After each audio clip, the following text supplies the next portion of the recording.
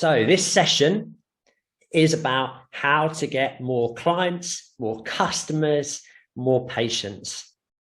Now, whenever we ask the question to people around what's your number one problem, your number one challenge, the number one thing you'd like to achieve, without fail, it is always, how do I get more clients? It's the biggest challenge for over 90% of exercise and therapy professionals in this industry. So today, we're going to talk through a number of the factors to help you really understand why and how people buy. How do they think? What is that buying cycle, that process they go through before they make that decision to actually buy? Understanding the theory in that context makes it much easier for you to know then how to make yourself attractive and to get it so actually they start coming to you rather than you always having to go out and chase them. And with that as well, the final point will just be how to make it easy for them to buy from you. So without further ado, let's dive straight in. So first up, I used a few terms there: client, patient, customer. What's the right term? Is there a right term? Does it really matter? Different people have different views on this, and some of them are very strong. But for the purposes of this presentation, we'll use the term client, and that's probably our preferred term because it feels probably the one that's a bit more respectful and a few less connotations. Having said that, people value personalization. They value being listened to. So actually, when you're doing things, if you can help it, try not to use catch-all terminology. Try not to lump people all in one bucket. The more you personalize things, the more we start using that language around you rather than them or their, then that personalization increases the value to your clients, and that can have a knock-on impact of making them far more likely to buy. So let's have a little look as to why do people buy in the first place. Now, that is because they have an unmet need or problem. They might be aware of that. They may not be aware of that. So there may need to be some steps to help them become aware of it. And what's been shown is actually what really makes them buy is not just being aware that they've got a problem or a need. It's the so what. It's the what's the impact and value of addressing that problem. And when they can really see that and visualize that, that's the bit that really spurs them on to buy. So classic is if you imagine things like TVs, people go, well, I need a new TV because mine is broken. Or they've got a TV that works, but then they see this fantastic advert of this amazing big screen TV just before the football is on in some kind of championship, and it's pictured at home with people enjoying it. And because they then visualize, well, how good does that look? That then spurs them on to making that decision to purchase. And they buy when they know, like, and trust you to provide that solution. And a key thing in this therapy and exercise space is that people no longer buy knowledge. They buy trusted advice. You know, the days of people coming to an exercise professional, a therapy professional, in order to get their knowledge has gone. People, generally speaking, their first port of call will be to jump on the internet or ask one of their friends and have that first bit of advice. Now, the challenge there is they end up with so much information there they actually don't know what is right. They don't know what is credible. They don't know what to believe. So actually nowadays in this service space, it's about, I'm not buying knowledge. People are looking to buy trusted advice. And where they see trusted advice that has credibility, that they know, like, and trust the person giving that, that is the time that people buy, because they trust that it is worth spending money and spending time and engaging with this process in order to achieve the desired result. So there's a good book out there called The Trusted Advisor that's worth a bit of a read.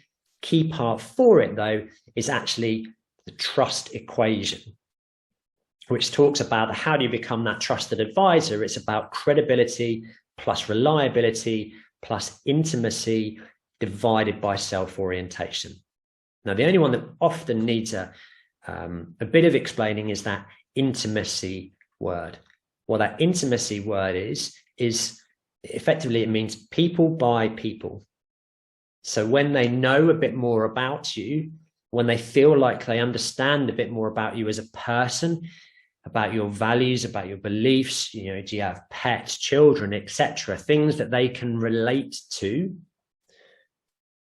that's what helps build trust. When people feel like, I understand who this person is a bit more, rather than perhaps just some veneer and a very cut off, very defined professional approach that just feels as though it's lacking a bit of that empathy as one of the key words and phrases that's there.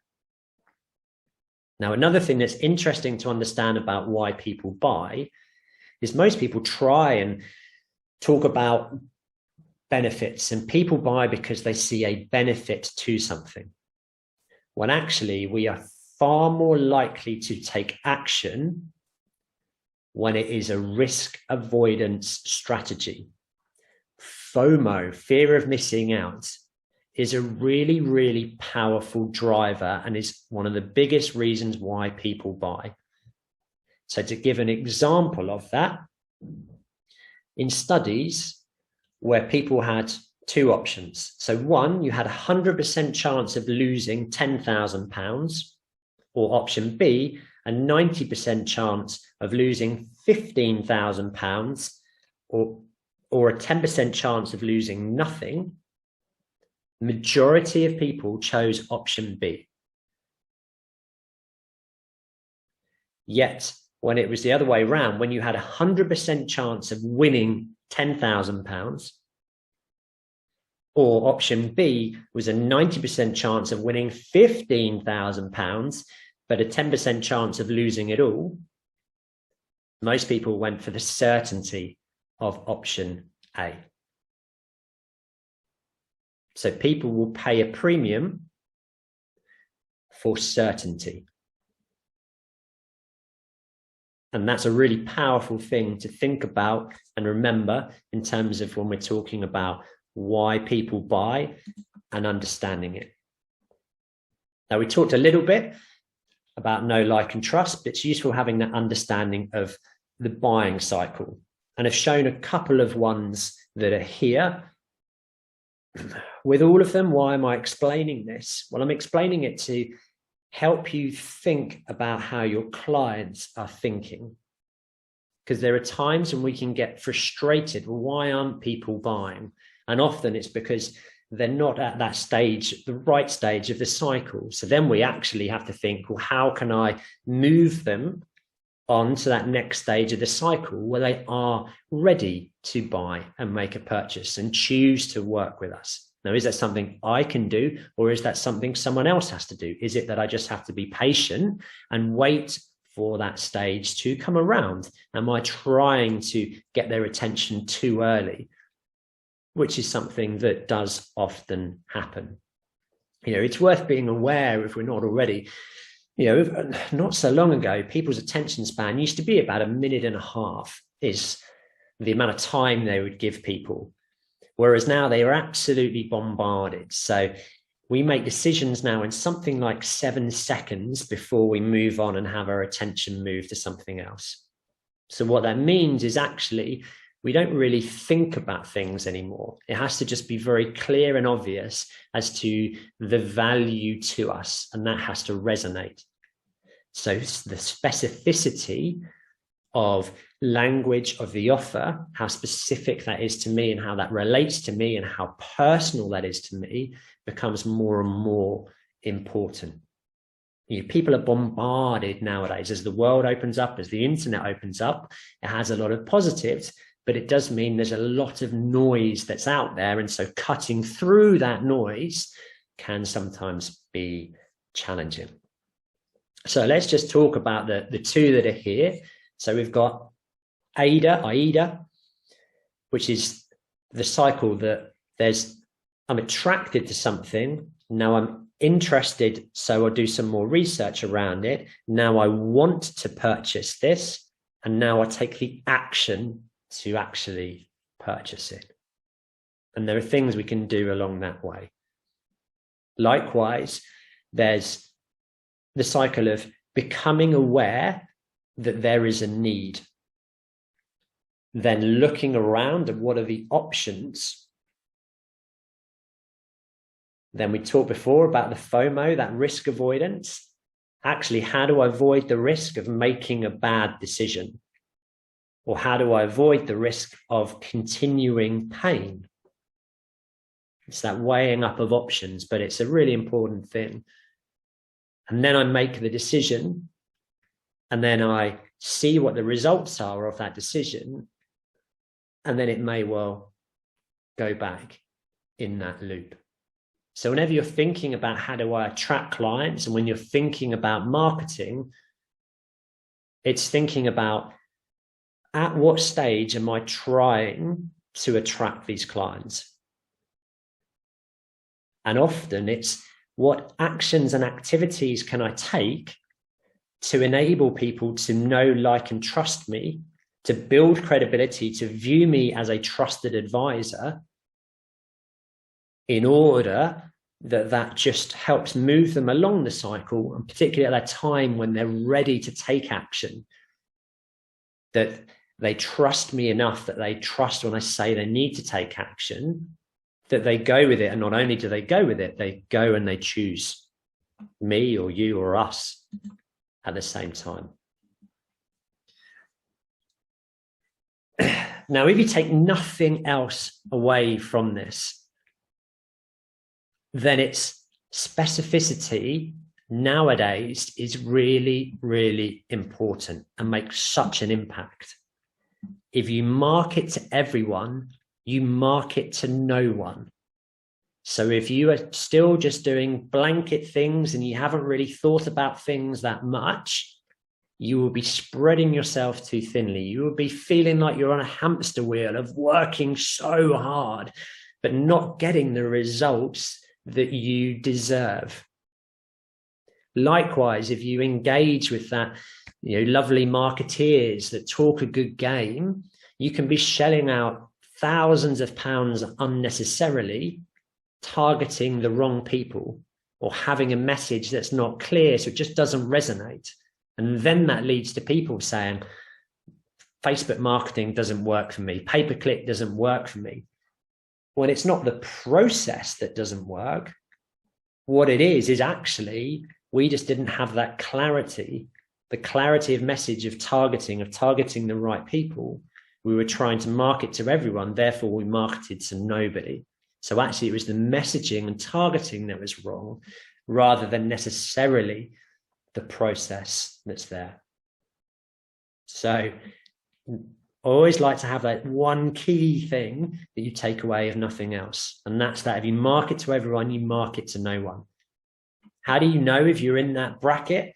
If you say anyone can be my client, anyone that wants to get fit, anyone that wants to improve their performance, anyone that's injured. If you're using phrases like that when you're asked who's your perfect client, and then those are the times that should be an alarm bell and looking to take action. Now, to put that into context and to make that clear, a great option is around cars. Look at that car that's in that picture. That is a Volvo. Now, anybody can drive that car as long as they've got a driving license, obviously. But is that the best car for everyone? If Volvo were putting marketing out to 18-year-old boy racers, would that resonate? Would that land, or would that be ignored? Worst case scenario, would they end up having some of those people buy that car and then think it's rubbish and slate it, when it's not that the car is rubbish, it's just that it's not the right car for that person. So knowing who your clients are, knowing how to then target that marketing message to the right clients in the right way, then suddenly that saves you so much time, that saves you so much money. That means that, how do I get more clients? Well, you're now targeting the right clients that are going to be interested in what you have to offer, which is going to lead to greater success rates. Now, this is an area that customer avatar, client avatars, who's your perfect customer? How do I identify them? Then there's a lovely template, and we go into this in more detail in the Identifying Perfect Clients session. So if this is something that you don't feel that comfortable on, then please do have a look at that and take the time, because actually, if you get this right, everything else flows from it. Because if you understand who your perfect clients are and you can profile who your clients are, then you know where you can access them and you know how to get the messaging right. So in terms of assessing how attractive your business is, assessing your attractiveness as a proposition, are you marketing to everyone? Are you doing no marketing? Are you sat there waiting for people to come in the door, so to speak? So when we're assessing that attractiveness, one of those things is, do we know who our perfect clients are? And if we know who our perfect clients are, what is that message of value that we're putting out there? Have you got a clear value proposition or propositions that resonate with that perfect client? And therefore, do we understand how to approach them or how to get them to come to us? And so are we using those appropriate channels? And again, if you want some greater detail around this, then I recommend looking at the one-page plan, 10 Steps to Success, which, if you haven't done that before, well worth it, because that will actually set you up for all of this and it will make it far easier. Likewise, there's a session in depth around identifying perfect clients. There's a session in depth about helping you hone and really smash that value proposition so it is loud and clear that it resonates with your perfect clients and gives you the results you want. And then when you understand that and you've got those profiles and you understand the channels as to where to go to get them. And again, we'll talk about some of the different channels here. And then there is a follow-up, which actually is in depth on each of those channels. So when you know the channel that's right for your clients, then you can go there and get that extra level of detail there. So you pick and choose, and it allows you to focus your time on what matters for you. And what I'd say is, this is one of the biggest issues in this area, is people hear, how do I get more clients? And then they'll get attracted in by some of these sessions that go, I can guarantee you 20 clients a month, or this is what worked for me, therefore this is the formula that I think all of you should adopt. Now, too often, you could give an 8-year-old £1,000 marketing budget and ask them to put it into Facebook ads, and that will give you 20 people expressing interest in your business. But are they the right 20 people? Probably not. It's that getting that messaging right and that clarity beforehand will mean then you attract the right people. And if you attract the right people, then they will value your services. They will recommend others. If you attract the wrong people, suddenly they don't come back, they leave you bad reviews, and it creates that self-perpetuating cycle.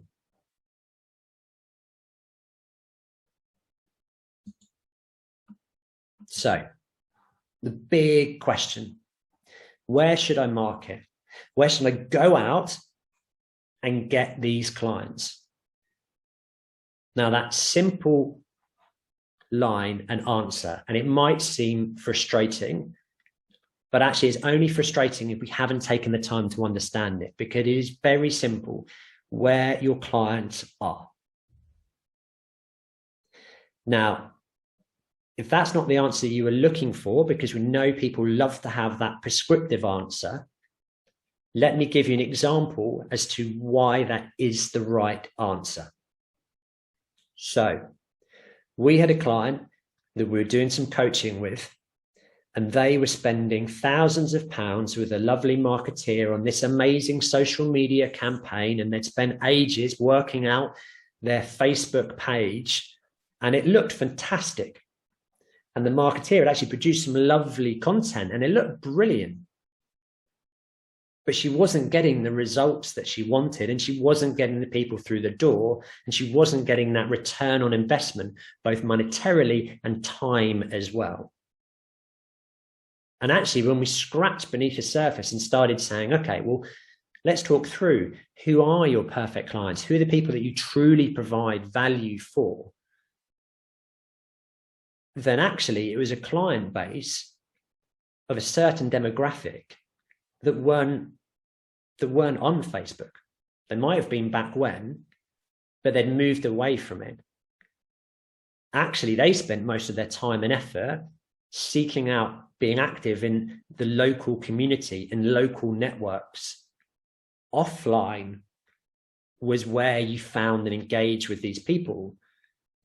And actually, there are some steps where we've got to engage with the local parish council, the local parish council magazine, writing articles in there, which were done for free, which established credibility because that went out, coupled with a little advert in the back as well, just to make sure you really capture them.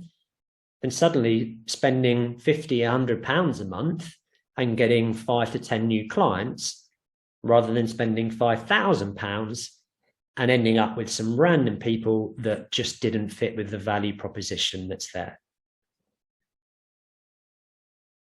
So being creative with this makes a really, how do I phrase this in the right way? Being creative with it makes it easy. Where should I market? If you've taken that time and you understand where your clients are, then that will give you the answer. And when it's understanding the clients, test it, talk to some of your clients, ask those questions. Where do I find more people like you? You're giving them a compliment. They feel they need to return that and give you something back. And that will give you that answer. And you know what? If you don't hear Facebook on there, if you don't hear the internet, if everything is offline, well then, if you're wanting the more clients, then try that route. And always in the same way as when you're treating people or working with clients, you have a goal and you seek to work to that goal. And you might have a hypothesis as to, I think this is the best way of achieving that goal. Now, if it doesn't turn out like that, we reassess and we try something else. And we try and use those measurements to assess and define and rank and see whether that has been successful or not. The same works in business. The skills that make you that great trainer, that great therapist, are the skills that work in business as well. And so from the marketing efforts, then if we measure the impact, then we can test and refine and adjust. And it's being detailed really works. So if we're saying Facebook, I think, is where my clients. Well, what does that mean in terms of Facebook? Is it a particular group? Is it the local community group? Is it the local running group? And actually, well, that's where they all hang out. So how do I get into them? Well, actually, I have knowledge that they want. Perhaps I could offer up a session, a free webinar in the evening that goes live into that group that talks about an issue that's very pertinent to that group. What that does is then that establishes my credibility, that helps people know, like, and trust me. And it's where my clients are. And so some of that just costs a little bit of time. And also, when you're approaching these people, this is probably one of the key things. Always think about that. What's in it for them? Think about a 51-49 approach in terms of providing value. Too often people go, oh, that's a Facebook group. I want to do a talk in there. So they just ask, I want to do a talk in there. And it comes across a bit selfish. Whereas actually, if it's phrased as you've got a running group, runners are always, you're trying to be helpful. I think it's great what you do. Runners are always injured. Would you like a free webinar that helps your group, your audience? It helps them feel better, talking about how to improve their times and or how to reduce the risk of injury. Because then that shows that you as a group are doing and taking actions that are relevant to the audience, and that's going to make you look better. Then suddenly you're providing a win-win for the group, you're providing a win-win for yourself, and you're actually providing that win for the end user, the clients as well.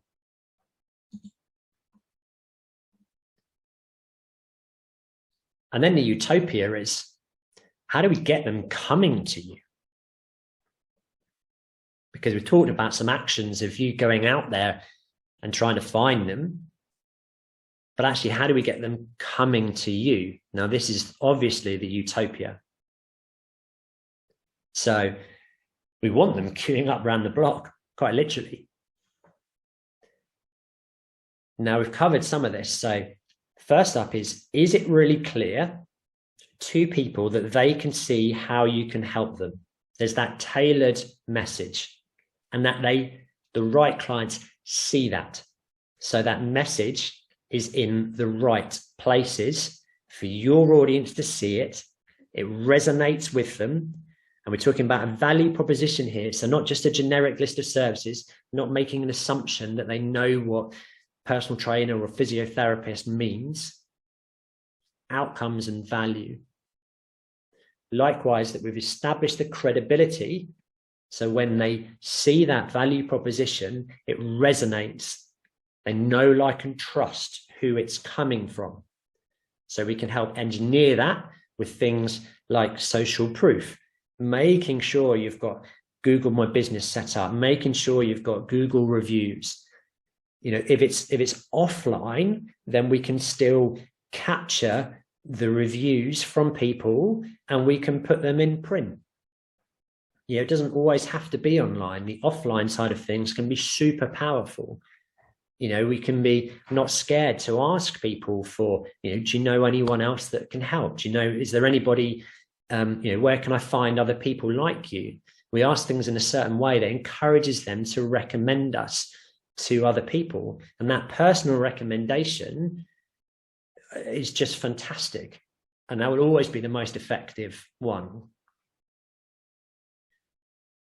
And then, so we've done all of that.